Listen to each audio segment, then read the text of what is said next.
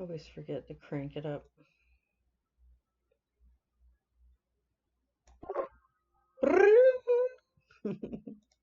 Okay, we are on Isaiah chapter 30.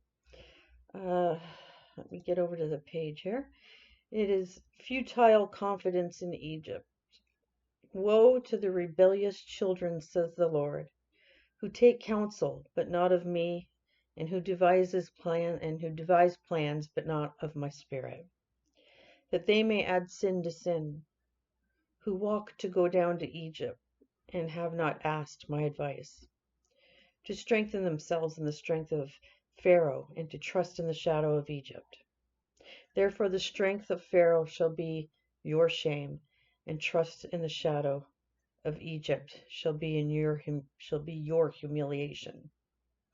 For his princes were at Zoan, and his ambassadors came to Hanes. They were all ashamed of a people who could not benefit them or be helper or benefit, but a shame and also a reproach. The burden against the beasts of the south, through a land of trouble and anguish, from which came the lioness and lion, the viper and fiery flying serpent. They will carry their riches on the backs of young donkeys, and their treasures on the humps of camels, to a people who shall not profit. For the Egyptians shall help in vain and to no purpose. Therefore I have called her Rahab Hemshebeth. Now go, write it before them on a tablet, and note it on a scroll, that it may be for time to come forever and ever, that this is a rebellious people, lying children, children who will not hear the law of the Lord, who say to the seers, do not see, and to the prophets, do not prophesy to us right things. Speak to us smooth things, prophesy deceits. Get out of the way, turn aside from the path, because the Holy One of Israel to cease from before us. Therefore thus says the Holy One of Israel, because you despise his word, and trust in oppression and perversity, and rely on them, therefore this iniquity shall be to you, like a beech ready to fall, a bulge in a high wall, whose breaking comes suddenly in an instant. And he shall break it like the breaking of the potter's vessel, which is broken in pieces. He shall not spare. So there shall not be found among its fragments a shard to take fire from the hearth, or to take water from the cistern. For thus says the Lord God, the Holy One of Israel, in returning and rest you shall be saved. In quietness and confidence shall be your strength. But you would not, and you said, no, for we will flee on horses. Therefore you shall flee, and we will ride on swift horses. Therefore those who pursue you shall be swift. 1,000 shall flee at the threat of one. At the threat of 5 you shall flee, till you are left as a pole on top of a mountain and a banner on a hill. Therefore the Lord will wait, that he may be gracious to you, and therefore he will be exalted, that he may have mercy on you. For the Lord is a God of justice. Blessed are those who wait for him. For the people shall dwell in Zion, at Jerusalem you shall weep no more.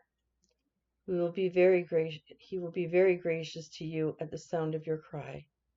When he hears it, he will answer you. And though the Lord gives you the bread of adversity and the water of affliction, yet your teachers will not be moved into a corner any more, but your eyes shall see your teachers, your ears shall hear a word behind you, saying, this is the way, walk in it. Whenever you turn to the right hand, or whenever you turn to the left, you will also defile the covering of your images of silver, and the ornament of your molded images of gold. You will throw them away as an unclean thing. You will say to them, Go away. Then he will give the rain for your seed, with which you sow the ground, and bread of the increase of the earth. It will be fat and plentiful. In that day your cattle will feed in large pastures. Likewise the oxen and the young donkeys that work the ground will eat cured fodder, which has been winnowed with the shovel and fan. There will be on every high mountain and on every high hill rivers and streams of waters in the day of the great slaughter, when the towers fall. Moreover, the light of the moon will be as the light of the sun, and the light of the sun will be sevenfold as the light of 7 days.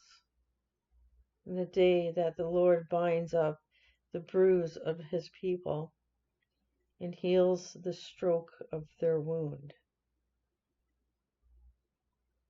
Behold, the name of the Lord comes from afar, burning with his anger, and his burden is heavy. His lips are full of indignation, and his tongue like a devouring fire. His breath is like an overflowing stream which reaches up to the neck, to sift the nations with the sieve of futility.